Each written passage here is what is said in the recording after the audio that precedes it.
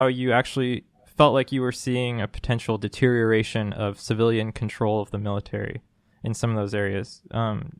Would you mind expanding on that? You bet. And I think that it's, again, this is something that's going to take a lot more horsepower than the three of us send on the show to kind of tease it apart. But you could always cover it all into the blanket of, well, Secretary Mattis, he received the waiver from Congress, and this is the waiver that says that you have to be out of uniform for a certain amount of time before you're eligible to even be the Secretary of Defense. So he was granted that waiver. Now he's a civilian. Now he's in the role of Secretary of Defense. So anything that happens underneath him is automatically civilian control of the military. And I don't really buy that. I think you bring in Senate confirmed, presidentially appointed, Senate confirmed individuals into very senior roles.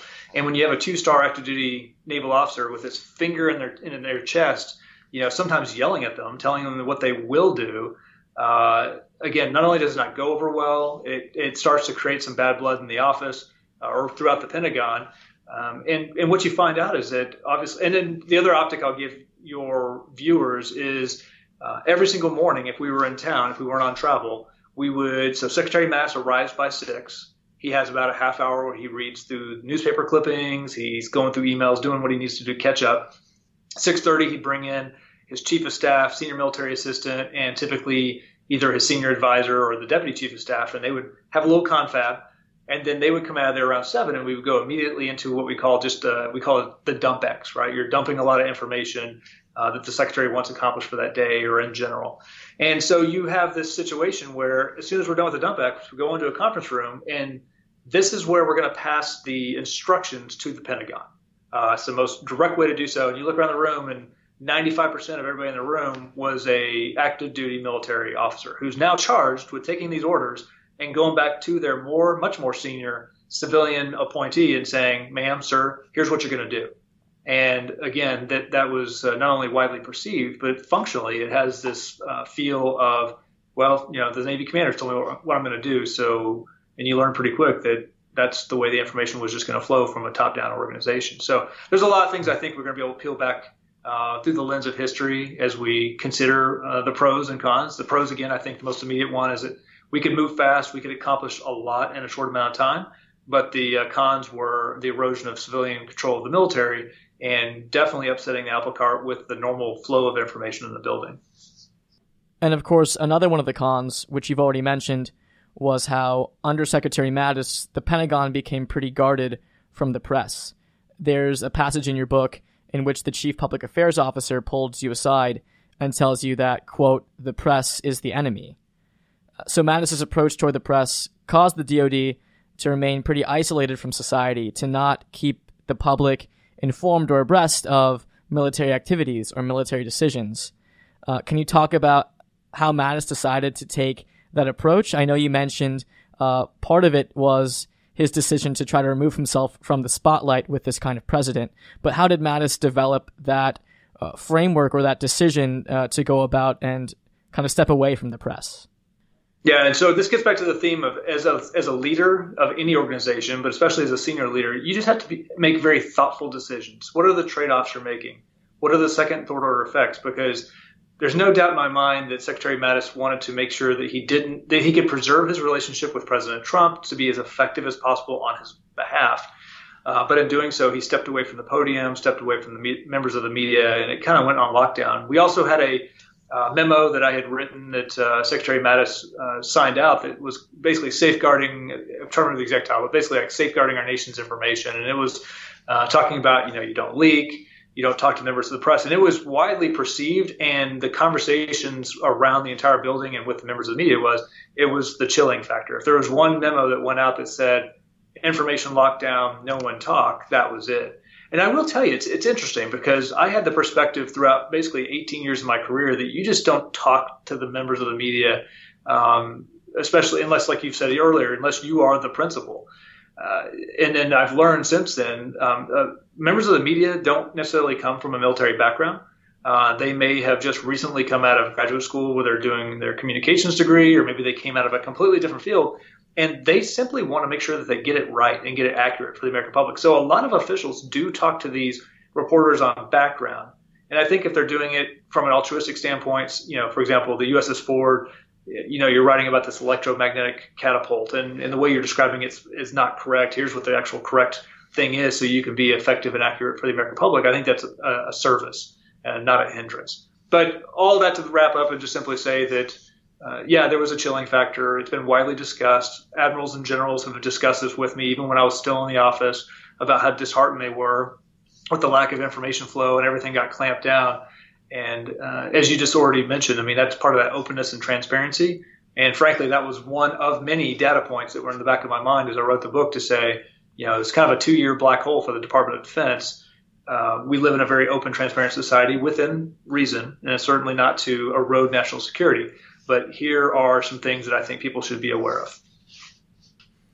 So this is kind of just a thought experiment. We were wondering if you could go back in time and if you could talk to Secretary Mattis when he was offered the role of Secretary of Defense. If you could advise him, first of all, on whether or not to accept the position as a political appointee, knowing what you know now, what do you think you would say on whether or not he should accept? And also, just what would you say to him in general? Well, I think the first thing I would say is, what's your motivation? Are you taking the job because it's going to bring you back in the game? It's going to give you an elevated public profile once again. It'll make you certainly more marketable in the future, and we're seeing that today. So are you doing it because of that? Are you doing it because you want to truly restore the readiness and lethality of the armed forces, that you want to strengthen alliances and partnerships? I mean, you want to rebuild the Department of Defense. It's not lost on me. I share it in the book, and also Secretary Mattis himself has said this in several open forums where he talks about the interview he had with President Trump and with Vice President Pence. Of course, at that point, they were both the elected and not yet sworn in. But he's having this interview for the job of Secretary of Defense, and he has said that they disagreed on the fundamentals across every single question the president asked him. That's a pretty jarring statement for the future, and then, of course, Secretary of Defense to make, that you disagreed with your future boss on every single thing he brought up. So why are you taking the job? Are you thinking through the right lens? What are you looking to achieve? And I guess you also have to do a little bit of an analysis of alternatives, because if you don't take the job, who would be there? Do you know who the other people are in the running? And it's tough because in an accurate way, these are people who've dedicated their lives to public service, but they also are big names with big egos. And there's also a little bit of a feeling like, well, if I'm not there, who's going to man the ship, the USS Pentagon, if you will. So, that's basically the thing I would say is just, knowing what we know now, why are you taking the job? What do you hope to accomplish? And do you think that you can reasonably do that? And is it also in alignment with the elected official that you are going to be appointed to serve? And Secretary Mattis has said about that decision, he's talked about how, when the president asks you to serve, then you serve, which is a very military-minded way of thinking about that problem. Would you, in light of what you've just said, probably suggest military members stay away from that line of reasoning when they're asked to serve in these sensitive political roles? Well, that's the key point right there, right? Sensitive political roles. So when you are working for the President of the United States, your policies and the way you view the world should be in alignment with theirs. You should never take a job saying, well, we disagree on the fundamentals on everything, but I know better. I'm just going to do what I want to do, and then we'll see if it all works out. I mean, that's not a great place to start from. So again, I think we're going to need more time to kind of peel back the layers of this onion and determine what were the trade-offs, what was the role played for both the President of the United States, his boss, and in fact, the book covers that, right? He had three kind of constituencies that Mattis was trying to serve simultaneously. He was trying to serve his boss, the President of the United States. He was trying to serve the Constitution of the United States to make sure things were done legally and ethically by the book. And he was also trying to serve the men and women in the Department of Defense, who I know he cares a great deal about. And he wanted to make sure that the Pentagon and the military was strengthened, that we could rebuild and restore after years of budget cuts and also years of the war on terror. There was a lot at play. And of course, we haven't even touched on all the other things that were going on simultaneously, like North Korea, Iran, the rattling of the saber in the Indo-Pacific by China and Russia. I mean, we are a global nation with global reach and with just a myriad of allies and partnerships. So every single day was jam-packed, and you weren't afforded the opportunity to kind of sit back, kick your heels up, throw them on the desk, and say, hey, what do we think about this one decision? But yeah, I think there's a lot more we're going to be able to kind of study this period of time. In our discussion, you've talked about how one of the reasons you wrote this book was because of the ability that you could, or is because there are many lessons that you can take away from it. If you're in the military or outside the military, a lot of lessons that people in middle management can take away from reading your book. We have many listeners here, our classmates here at the Harris School of Public Policy, who might not necessarily go work with the military or with the Department of Defense, but could nevertheless be very influential in federal, state, or municipal government. What's one thing you want them to know about policymaking and working in government? Well, I'm actually going to take it more broad than that. Okay. So anybody watching your podcast, what's one thing that anybody can take away? And it's the same thing that I use as a commanding officer of a strike fighter squadron, and I said it repeatedly, which is clear and effective communication is the most difficult thing a leader does on a daily basis. Because, in my case, as a commanding officer of a strike fighter squadron, I had roughly 220, 230 sailors under my charge.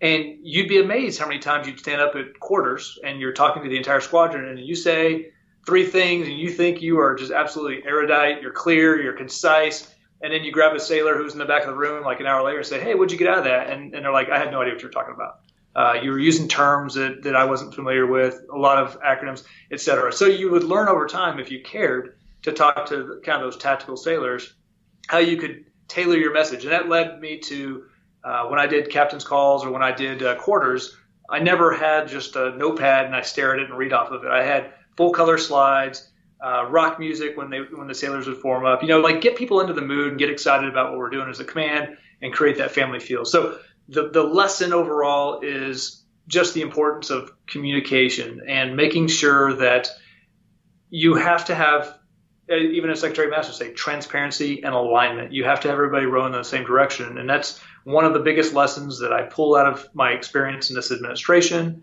working with Secretary Mattis, watching how we operated with the White House, is that when you've got 3 million men and women who are dedicated to carrying out the policy directives of the United States and this administration, you are pulling the pistol out of your holster and shooting yourself in the foot when you constantly undermine with just a random tweet that undoes months worth of work.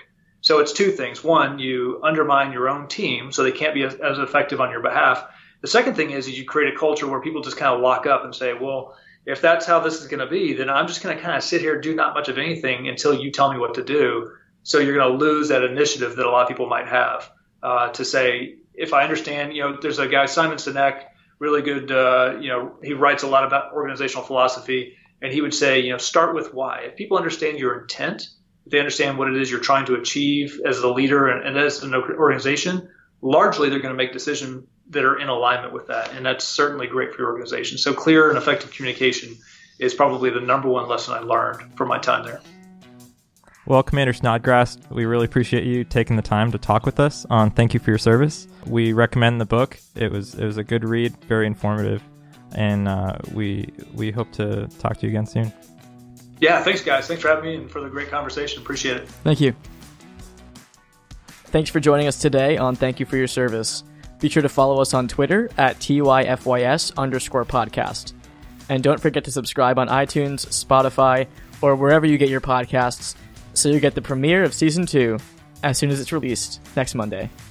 Thank You for Your Service is a production of the University of Chicago Public Policy Podcasts and is in no way intended to reflect the official positions of the Department of Defense or any other military entity.